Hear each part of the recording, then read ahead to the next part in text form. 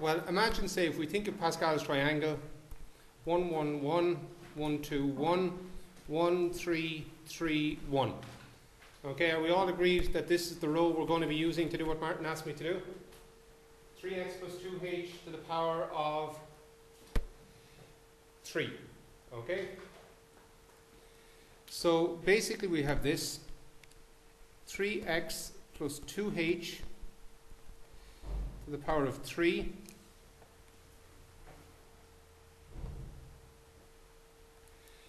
is equal to 1 multiplied by the first one cubed, Martin, plus 3 multiplied by the first one squared and the last one to the power of 1. Is that okay? Plus 3 times 3x to the power of 1 and 2h to the power of what? 2.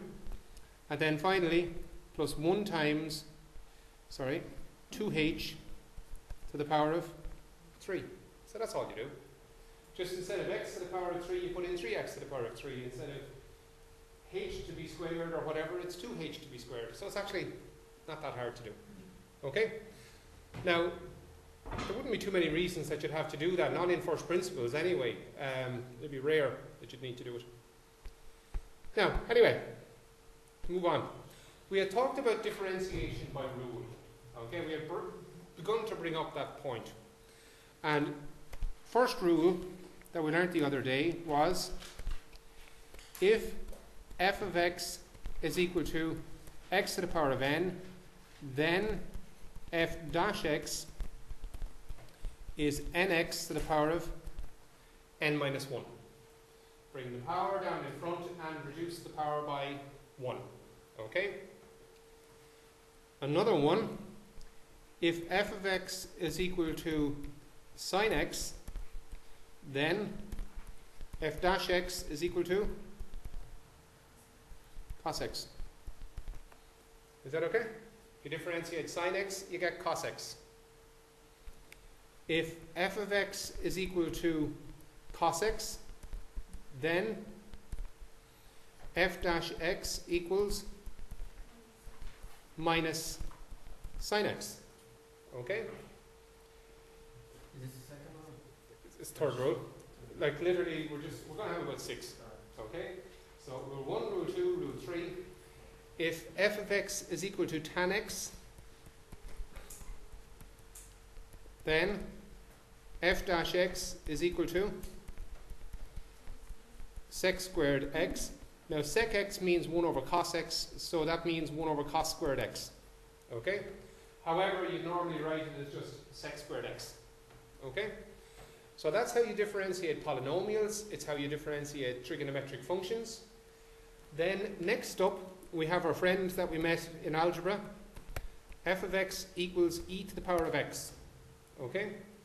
Now e to the power of x is a very, very unusual function in that if you differentiate e to the power of x, you get e to the power of x. It's the only function that doesn't change at all when you differentiate it. Okay? F of x and f dash x are one and the same thing. Okay? And then finally then, tagging on at the end, we have f of x equals natural log of x. Then, again, we remember e to the x and log x are the opposites of each other from algebra. We know that, don't we? So what's f dash x? When you differentiate ln x, you get 1 over x. Okay? What's sec? Sec means 1 over cos. So sec squared would mean 1 over cos squared. Okay? So are we all happy with those 6 rules? Now obviously all of those are written in the log tables, so you do not need to learn them off by heart. I have to say by June you will know them off by heart, but just always double checking yourself by looking at the exam papers. Okay? Because you don't want to kind of lose marks just because you were cocky and too lazy to look it up. Okay? Just please look it up in the log tables, and then you're sure you're right. Okay? Yes, sir? Is sec on the calculator needed? No, you're not. You just, if I said to you, what's the sec of 45? You would go 1 divided by the cos of 45. Alright? So it would be root 2. Okay? But you'd use cos to do it. You wouldn't. There isn't a sec button on your calculator. Okay, I presume some calculators might have it, but none of the ones that we'd have would have it. Okay? Now, next up, there are three very important rules in differentiation. What are they called? Product rule, quotient rule, chain rule. Okay? Product rule, quotient rule, chain rule. Now, I'm actually going to do something weird. I'm going to do the chain rule first. Okay? The chain rule first. Strange way to do it, but there's a reason for it. Okay? So we're going to begin with the chain rule.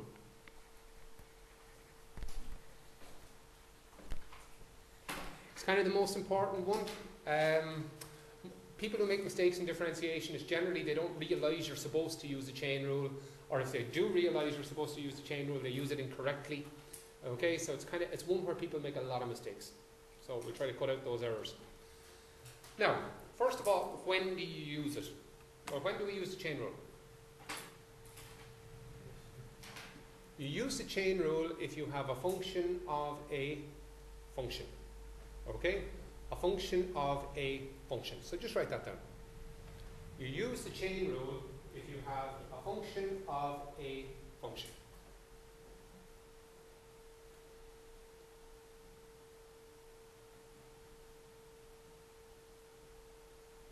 You use the chain rule when you have a function of a function. So instead of the sine of x, you might have the sine of the square root of x. Or instead of the cos of x, you might have the cos of x squared plus 7 minus 2. Okay? Not just the cos of x, the cos of something messy. Or the log of something messy. Okay? Now, using the chain rule is actually quite simple. I'll give you two steps. Okay? Step one. Write down a list of the functions that you see in the question. Write down a list of the functions that you see in the question.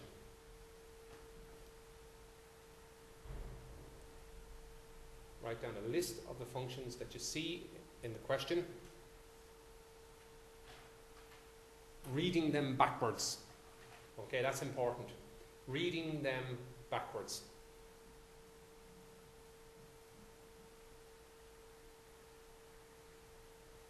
Alright, so write down a list of the functions that you see in the question, reading them backwards. Okay? So, point I made, some of you would have heard me say already, that you read the functions like, you know, Middle Eastern cultures, we don't read from left to right, read from right to left, isn't that right? Yeah. Okay? So read it backwards, from right to left. Okay? So you actually start at the end of the functions, not at the beginning. Okay? So, for example, step one, as I said, was write down a list of the functions you see in the question, reading them backwards. Step two, before we do the example, differentiate each function one at a time, then multiply your answers together. That's it. Differentiate each of the functions one at a time and multiply your answers together. Differentiate each of the functions one at a time and multiply your answers together.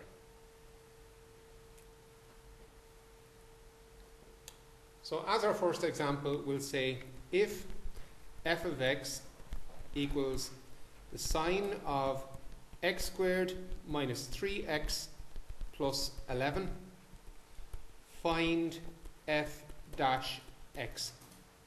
Okay? Now, do you notice that I didn't say by first principles, so that means you can do it whatever way you like. Okay?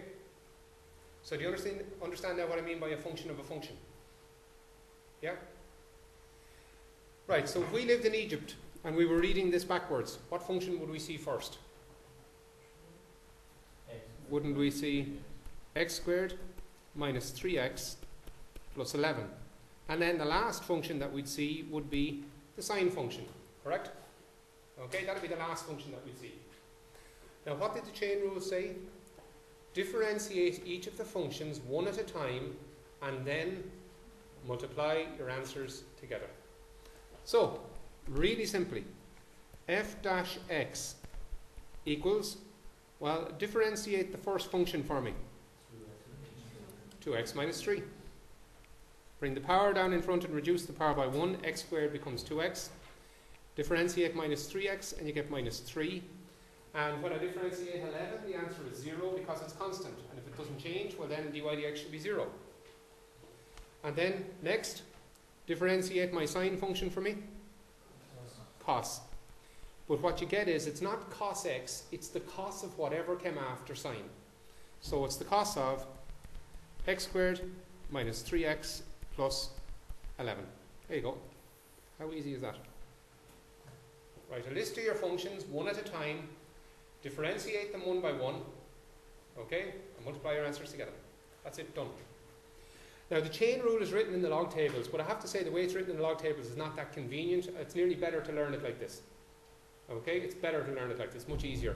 And also the one that's in the log tables doesn't teach you how to deal with three functions. Okay? Right, so that's a prime example that could appear in your leaving cert. So is this one. If y equals the log of x squared minus 3x plus 11, find dy dx. So I'm introducing new notation as well. If the function is called f of x, when you differentiate it, you get a thing called f dash x. If it's called y and you differentiate it, you get dy dx. It means the same thing, pretty much. So again, if we were reading this in the Middle East, what would be the first function we'd see? X squared minus 3x plus 11. What would be the second function we'd see? ln. Okay? So dy dx, because it was called y, we have to call the derivative dy dx equals, well, differentiate the first function. 2x minus 3. Everybody happy with that? So that came from differentiating the first function. Now, remind me again, what do you get if you differentiate log x? 1 over x. So this time you get 1 over whatever came after log. Okay, 1 over whatever came after ln. So it's 1 over x squared minus 3x plus 11. So my answer is 2x minus 3 divided by x squared minus 3x plus 11. That's it. Job done. Is that okay? So chain rule is actually quite easy, isn't it? It's just a matter of getting the hang of it. But I have to say it's one of the worst answered rules. Okay, it's horrendous the way it's answered. Absolutely horrendous. Now, this is the worst case scenario. The hardest question that you could be asked in your leaving cert is what I'm about to write on the board. Do you notice in those last two examples how many functions did we have? 2. Let's throw in a third function. Okay? So if f of x equals the tan of the square root of 2x plus 1, find, will it be f dash x or dy dx? It'll be f dash x, because I call the function f of x. Okay? Now every time you hear me say the word of, I'm moving on to a new function. So I'll read out that function. F of x equals the tan of the square root of 2x plus 1. There's your three functions. Tan, root, 2x plus 1. Okay? Now if we're reading them backwards, what would we say? 2x plus 1. Then we'd see our square root sign, and we know that square root really means to the power of a half. And then what's the final rule we'd see? Tan. Okay?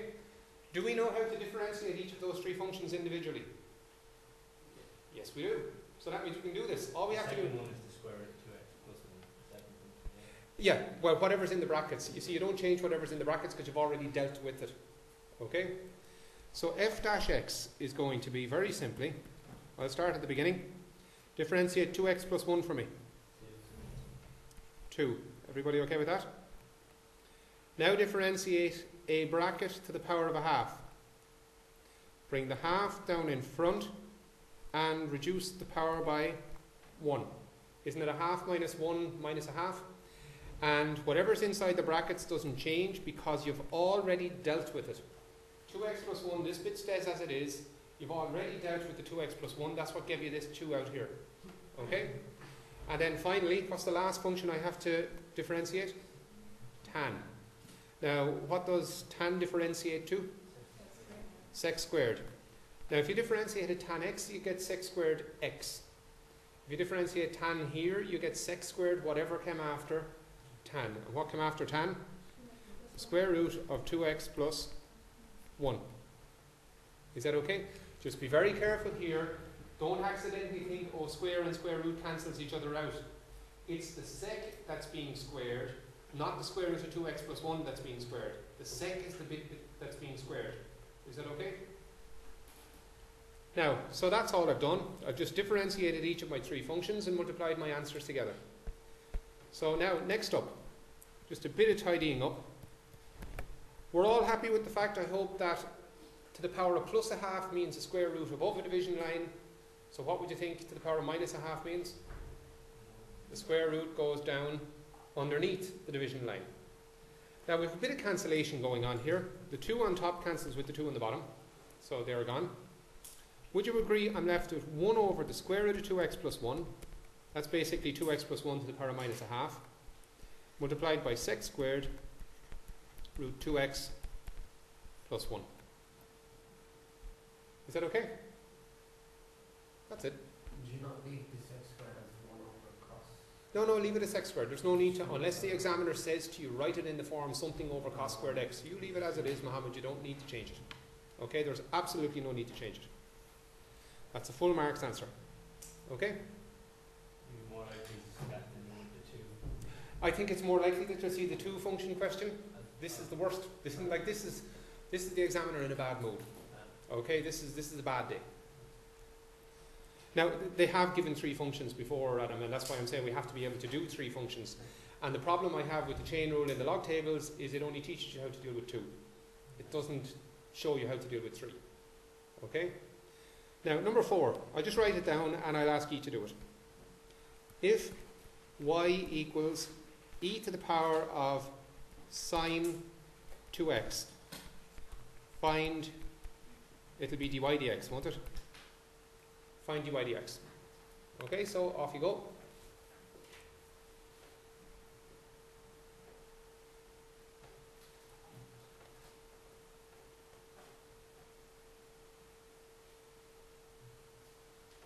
So again, read it backwards, as if you lived in the Middle East. Read it backwards.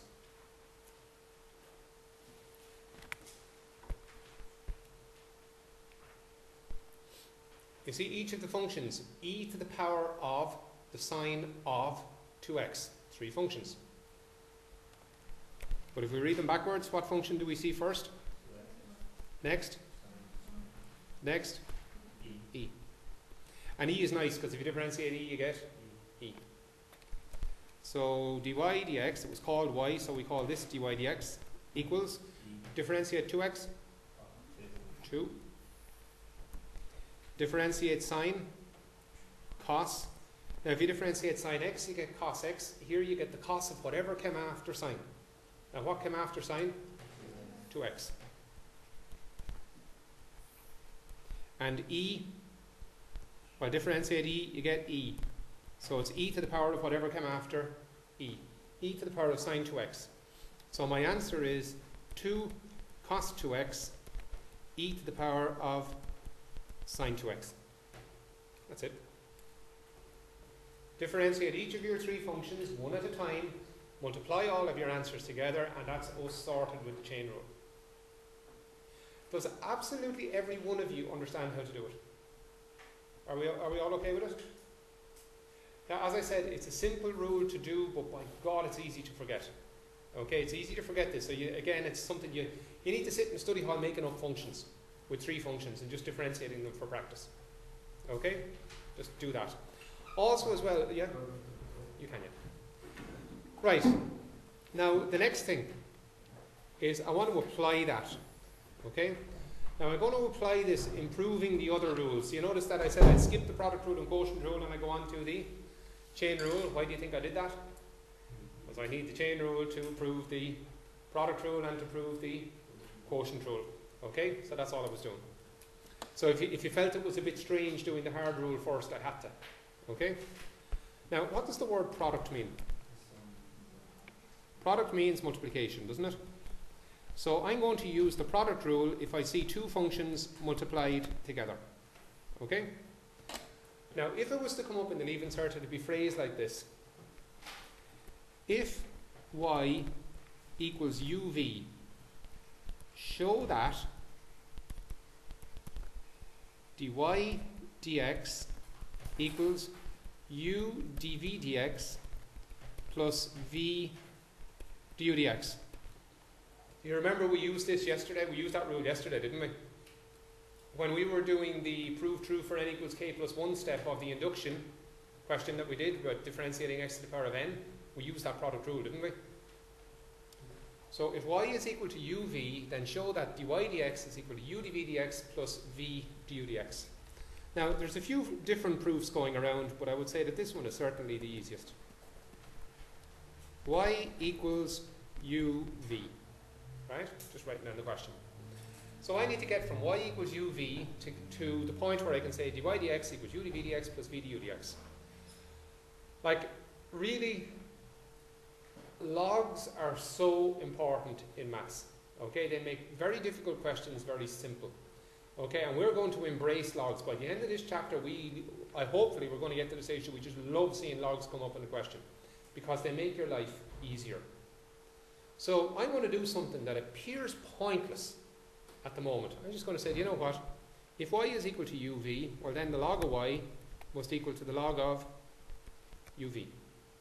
Yeah? If y is equal to uv, the log of the left must equal to the log of the right. There's no question about that. Yeah? Now, why would a person do that? Why would I do that? I'll tell you why I do it. Because I know that multiplication in logs means addition. So I could say this: log of y equals log of u plus the log of v. Is that okay?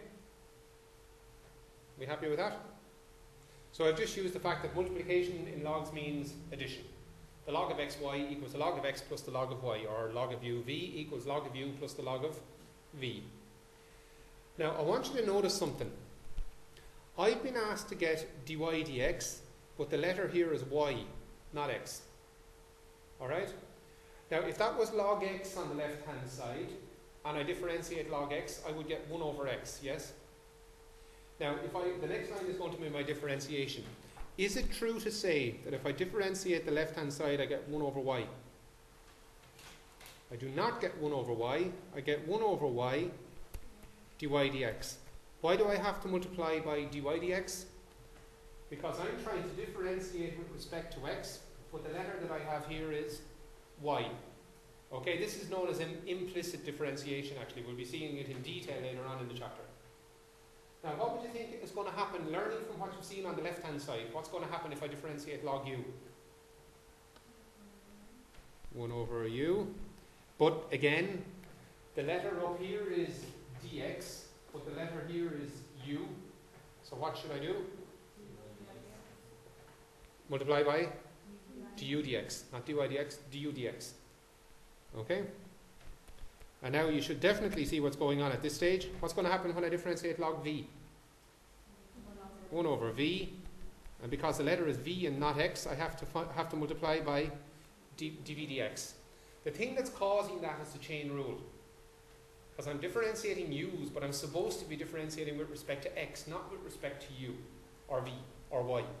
Okay? Now, next. You see this thing here? Y. Isn't y equal to uv? So couldn't I put in uv instead of y? Okay, so let's do that.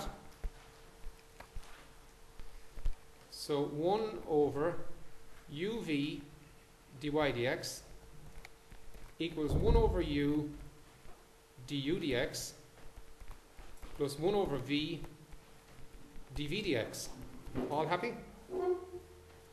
Now, if you look at the answer up there at the top of the page in red on the right hand side, dy dx equals u dv dx plus v du dx. Do you see any fractions? No. There's none of these u's and v's underneath. Can you tell me anything I could do that would get rid of uv here, u here, and v over there? Multiply the whole shooting gallery by uv. Okay? So if I multiply by uv, multiply by uv, I get dy dx equals, what happens when I multiply the first part on the right by uv? The u's cancel and I'm left with v du dx. What happens when I multiply the next bit? I get u dv dx because the v's cancel. So there you go, job done. There's the product rule.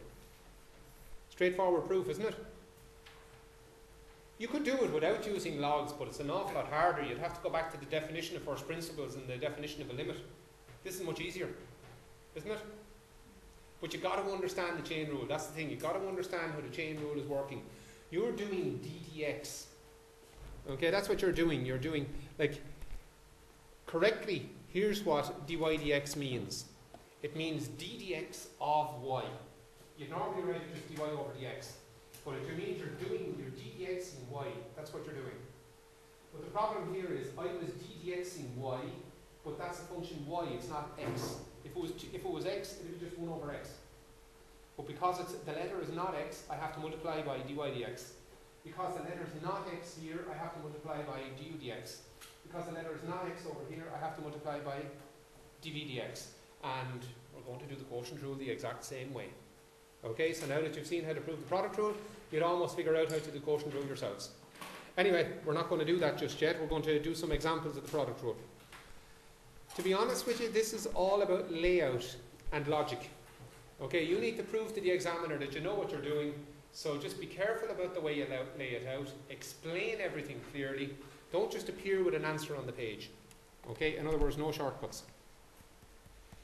So imagine this. If f of x is equal to e to the power of 2x multiplied by the cos of 3x, find f dash x. Now, I'm being pretty nasty here. I'm hitting you with 2 rules at once, haven't I? What are the 2 rules? The chain rule and the product rule. Okay? So the first thing that you would do here is you would call the first function u and the last function v. So u is equal to e to the power of 2x, and v is equal to, I'll use up lots of space here, v is cos 3x. You always do the product rule before the chain rule. Well, you're doing the product rule first. Yeah. Now, I need to find out what du dx is, and I need to find out what dv dx is. Are we agreed on that? But to do each of those, I have to look at the chain rule. Now, first of all, for e to the power of 2x, how would our friends in Egypt read that? What would they see first? 2x. And what would they see second? E. Okay? Happy with that? So what would du dx be equal to? Wouldn't it be 2e to the power of 2x? Where did the 2 come from? Differentiate 2x and you get 2. Where did the e come from? Differentiate e and you get e. Okay? So that's where that comes from. Now what about over here? We did not see cos 3x. We said that because function you see which is cos 3x and then e is 3x. Oh no, well you see this is 2 separate chain rules. There's a chain rule for the function u. So basically the function in yellow is function u, and the function in blue is function v. Is that okay? And then individually you use a chain rule for each of them, Michelle, not for the whole thing. Okay? So for the second part, for the cos 3x, what's function number 1? 3x. What's function number 2? Cos. So when I work out dv dx, first of all differentiate 3x for me. 3. Now differentiate cos. Minus sine. Now if you differentiate cos x, you get minus sine x. What do you get if you differentiate cos here? Minus sine 3x. So tidying that up a bit, isn't that minus 3 sine 3x? Is that okay? We all happy with that? Yep. Now, my product rule is this. Always write it down. Never ever use it without writing it down. dy dx is equal to u dv dx plus v du dx. So, dy dx, it's just a matter of plugging things into their place. U dv dx, That's e to the power of 2x multiplied by minus 3 sine 3x. Agreed? The two bits in yellow multiplied together. So that's going to be minus 3 e to the power of 2x sine 3x. Now, v du dx, do that in blue. Where is v du dx? What two things do I multiply? V is cos 3x, and du dx is 2e to the power of 2x. Is that okay? So just multiply those together. So that's going to be plus 2e to the power of 2x cos 3x. Okay? Now, generally speaking, they would expect us to clean things up, to tidy it up. So you're looking for things that are common. And I can see straight away that e to the power of 2x is common to both places. So I would probably take out, sorry, not an e to the power of x, an e to the power of 2x. And then I'd have 2 cos 3x minus 3 sine 3x in brackets. Is that okay? 2 cos 3x minus 3 sine 3x in brackets there. So are we all totally alright? Yes? If there's something common at the end, just take it out to tidy it up.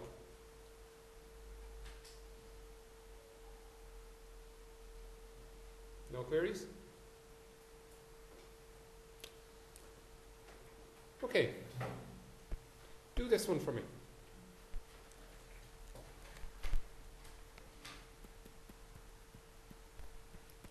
If f of x equals x squared log x squared plus 1, find f dash x. Off you go. If f of x equals x squared multiplied by the log of x squared plus 1, find f dash x.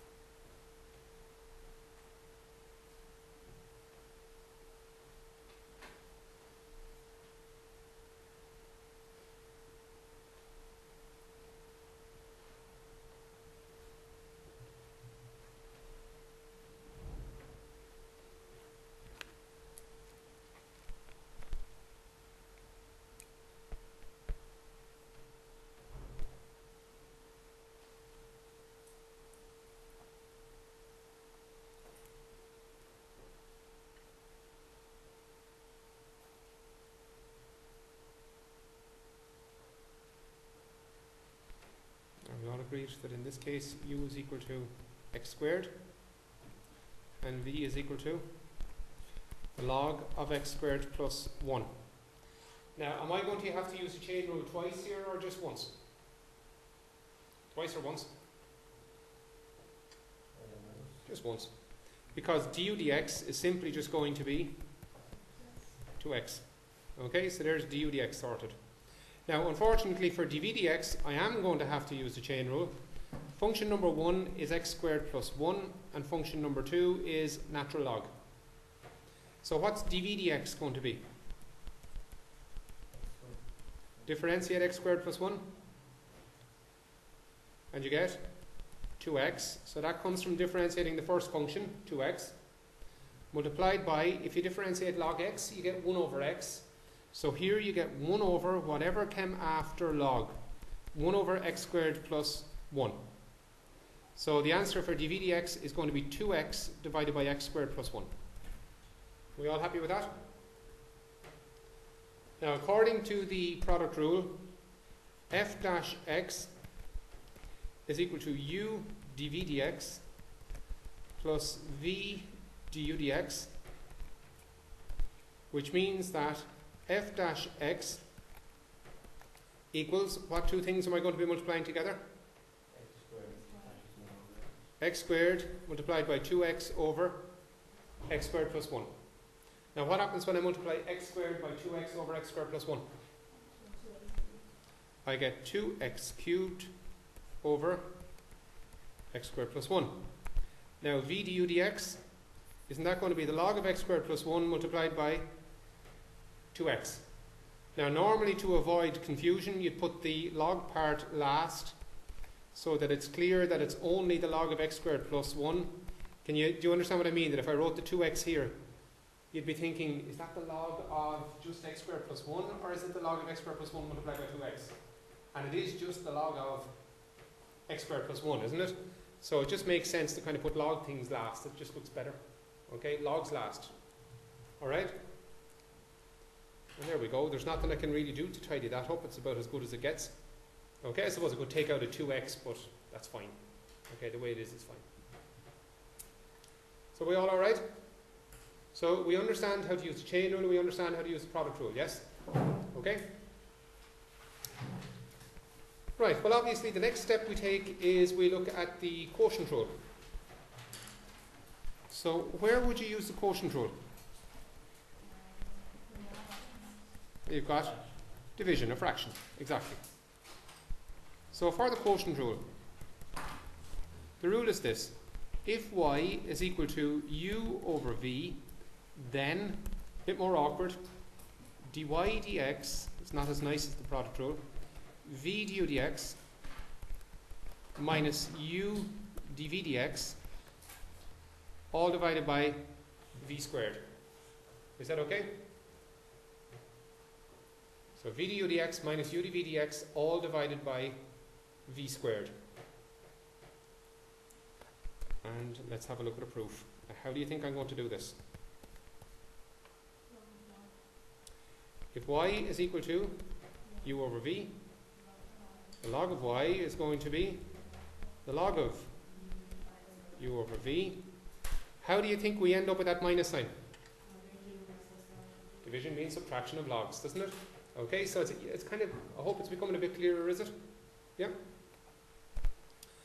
So log y, before I differentiate, I'll deal with the rules of logs. It's the log of u minus the log of v.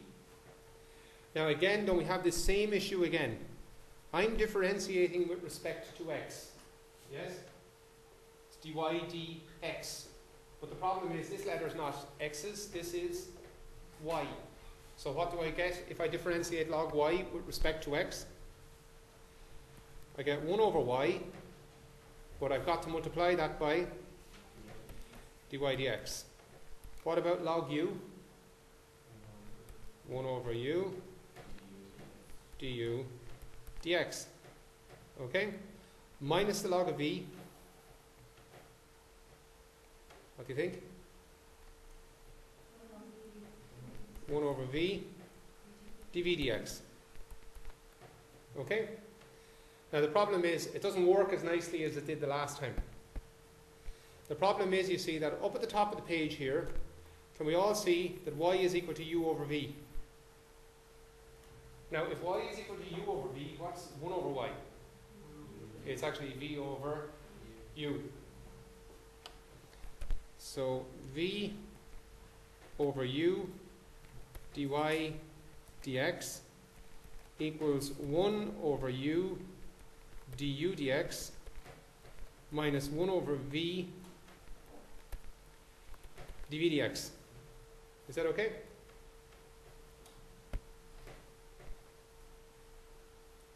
Everybody alright with that? Now, here's what I'm going to do next. I'm going to divide across by v and multiply across by u. In fact, we'll do it in 2 stages. I'll multiply by u first. V dy dx equals du dx, sorry, not dy, du dx minus u over v dv dx. Agreed? All I've done there is just multiply across by u to get rid of the u off the bottom. Okay, I'm not trying to do everything in one line, I'm trying to spread it out a bit. Yeah? Now if I divide across by v, don't I get dy dx equals 1 over v du dx minus u over v squared dv dx. Now how come there's just a v here and there's a v squared over there?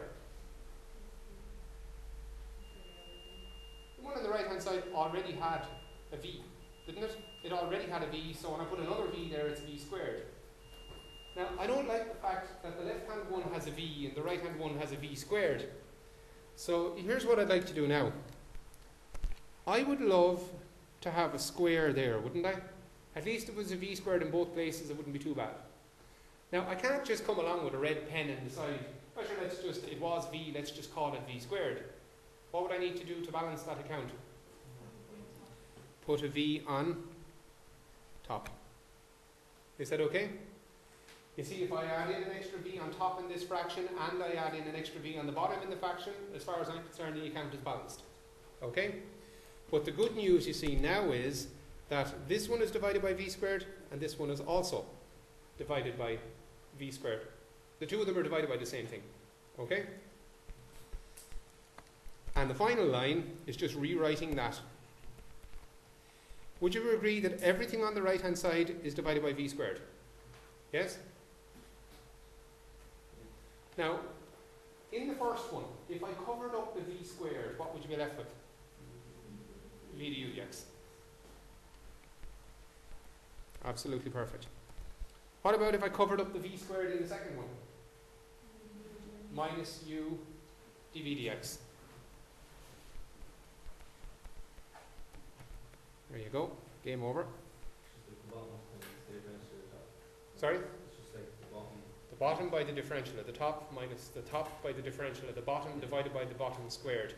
But again, like, I want to see the formula written down in the exams. You have to write it down in the exams. Now, as an example, well, here's an example from a long time ago.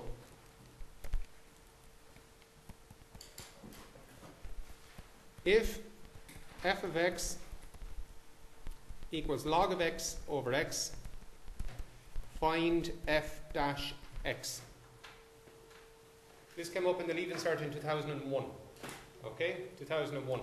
It was a C part of a question, but it was only the first part of a C part. So there was something very nasty that was asked after it. Very tricky question, but I'm only interested in the first bit. Okay, log x over x.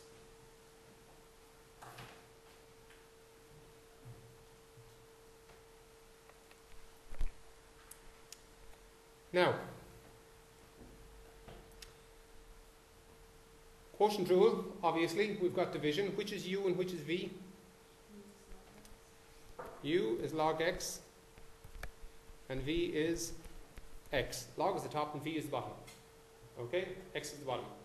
So u is log x and v is x. Now, there's no chain rule here, is there? Because it's just log x and it's just x. So du dx is what? 1 over x, and dv dx equals 1. Okay? Now, f dash x is equal to v du dx minus u dv dx. Notice I'm writing it down even though it's at the top of the screen still. All divided by v squared. I'm trying to really drive it home that if you use this formula, you write it down. You don't assume that the examiner knows it. Of course they know it, but they want to check, do you know it?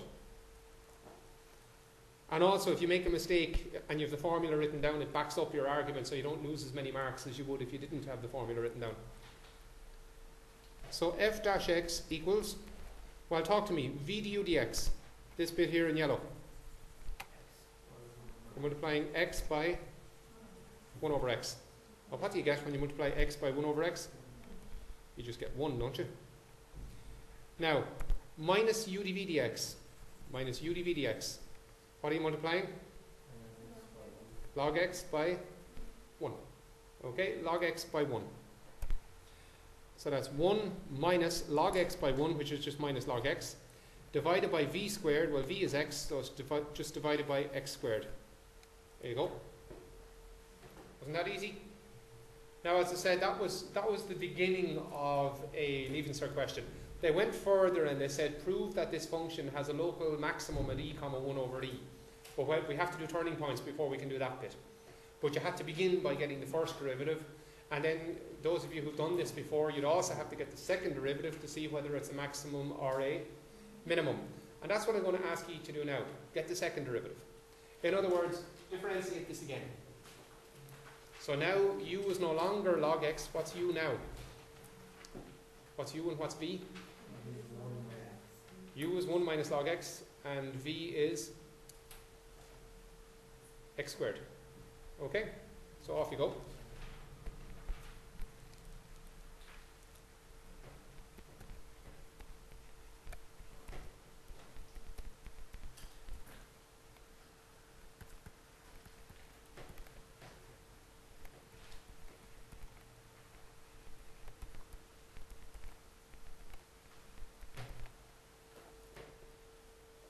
Would you agree with what I've written down, that the u dx is minus 1 over x and that the v dx is 2x? So you differentiate 1, you get 0. Differentiate log x, you get 1 over x. So differentiate minus log x, and you get minus 1 over x. And then the v dx, well, if you differentiate x squared, you get 2x. Okay, now I won't write down the formula again to save time, because we're nearly finished class. But it's v du dx. So f dash x equals v du dx, so that's x squared multiplied by minus 1 over x. Now what do you get when you multiply x squared by minus 1 over x? You get minus x, because one of the x's cancel. Minus u dv dx, so that's minus the two bits in blue multiplied together. So that's going to be minus 2x multiplied by 1 minus log x, all divided by v squared. Well, v is x squared, so v squared is x squared squared, okay, which is x to the power of 4. Now you can check up on this. The final answer is 2 log x minus 3 divided by x cubed. Is that not meant to be a double? Oh, sorry, yeah, good point. Sorry, it should be f double dash. Well spotted, Mohammed. No, because if you watch, it's actually 2x log x minus 3x, sorry, I'm rushing because we're over time, divided by x to the power of 4. And you see, do you notice that there's an x everywhere? There's an x here, there's an x here, there's 4 x's here, so if I divide everything by x, I get 2 log x minus 3 over x squared, x cubed. Okay?